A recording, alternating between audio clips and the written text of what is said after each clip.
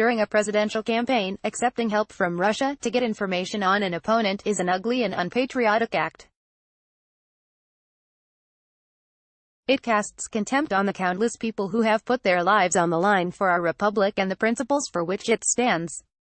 In 2007 and 2008, I was honored to work with the campaign of Senator Barack Obama as an occasional, informal advisor. I received plenty of ideas from friends, acquaintances and strangers about how to win the presidency. No offers of help came from anyone associated with a foreign government.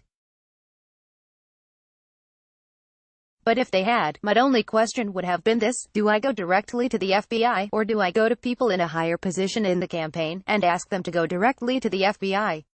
Like many millions of Americans, Republicans and Democrats alike, I had long been hoping that the 2016 meeting at the Trump Tower, including Donald Trump Jr. and a Russian lawyer connected with the Kremlin, involved issues of adoption policy. As the White House previously told us, the last weekend, President Donald Trump disclosed, this was a meeting to get information on an opponent. Americans should never forget that the Soviet Union played a heroic and indispensable role in winning World War II.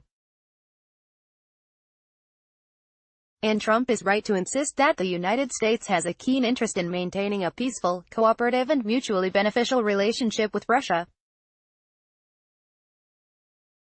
But it should go without saying that the highest loyalty of any candidate, and any president, it is to his nation, not to electoral victory. The Russian government has been working to weaken, undermine and destabilize our country. No candidate for high office, and no presidential campaign, should even think about accepting Russia's help to get information on an opponent. This conclusion is not merely a matter of common sense.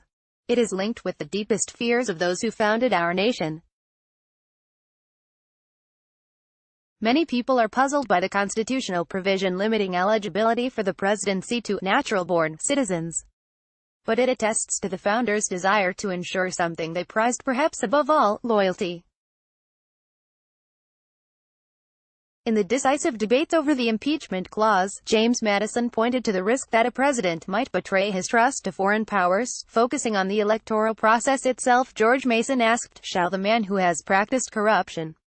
But here is a general principle: successfully enlisting Russia's help to procure the presidency would count as a high crime or misdemeanor within the meaning of the impeachment clause, whether or not it's technically a crime within federal law.